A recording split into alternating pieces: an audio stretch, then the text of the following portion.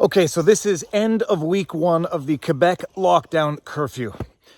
This is a follow-up on yesterday's video. There's not a chance I'm going to be able to hold Pudge for the full duration of this video. Okay, following up on yesterday's video. Let's just get Pudge in frame here. This is my ticket to not being in violation of lockdown rules. Yesterday, I did a follow-up on the first 2 videos, which were themselves, documenting what's going on.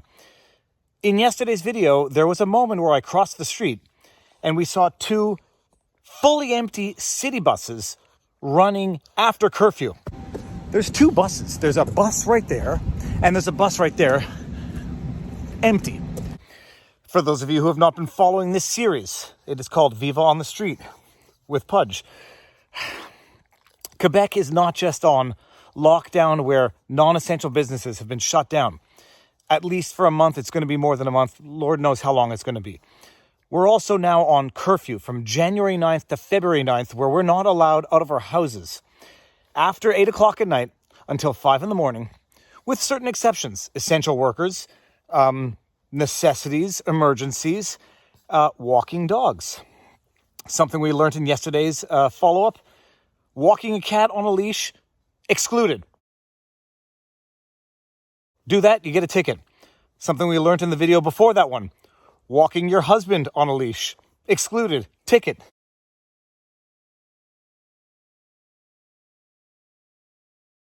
Even if your husband identifies as a dog. Okay, so in yesterday's video, I crossed the street and we saw 2 buses in opposite directions, totally empty. Some people were asking, why would buses be running after curfew if nobody's allowed out? Okay, it's a good question. I indeed asked it myself. Why would buses be running when people are locked down with a curfew after 8 o'clock? The obvious answer is that people who are essential workers or people who need to get around for emergencies or whatever may need public transport. Here is the logical question from a governance cost-benefit perspective. Running buses that are going to be, by and large, guaranteed to be empty, exceptions aside, because essential workers are exceptions and not the rule. The bus is going to be empty, exceptions aside. What might be the more responsible government responses to that? I had an idea. How about tax-deductible taxi credits for any one of the fortunate essential workers who is fortunate enough to be working, but also needs public transportation? Get a taxi, get a credit, and instead of running buses empty on taxpayer dollars, maybe that might be the more cost-effective solution. But that brought us into, let's just say, a broader issue in terms of who actually gets penalized from these crippling lockdown with curfews and who doesn't. I think the bus drivers are unionized, and I'm saying this without judgment, but I suspect the bus drivers are unionized public service workers. And so they are going to be deemed essential workers, and they're going to work whether or not there's anyone to service.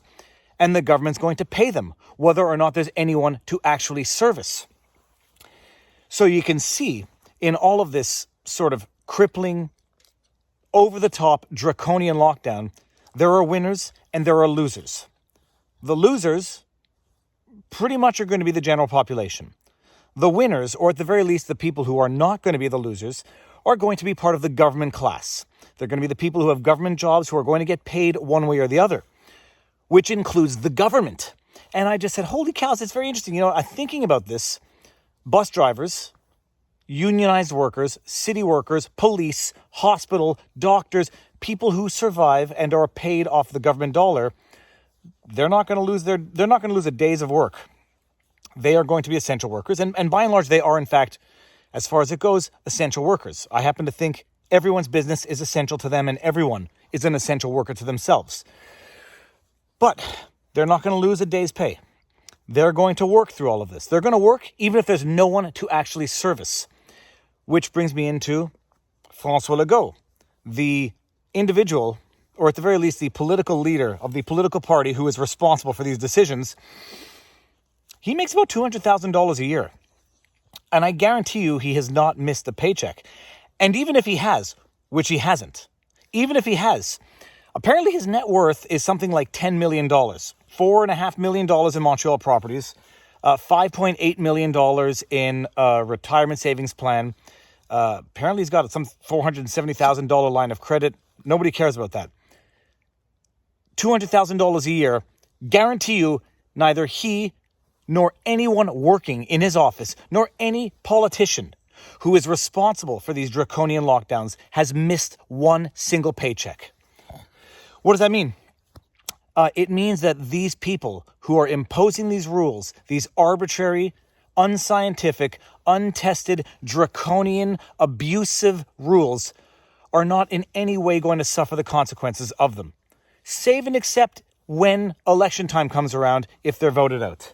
Let's get this. Let's do this. Come on, Booby. Oh, I'm not even sure I can get up. My shoulder has started hurting from carrying this dog around. 1, 2, 3. Oh.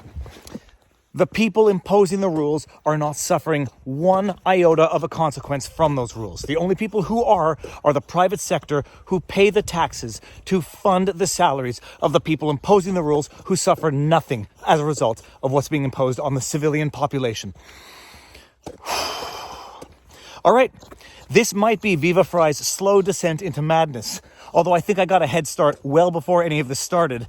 I think the world has descended into madness much more rapidly than me, which means that it's caught up with me, which means that by comparison, I am in fact the sane one. This has been Viva Frei on the street. Peace out. What do you say? I see. Nothing warm is going down my leg right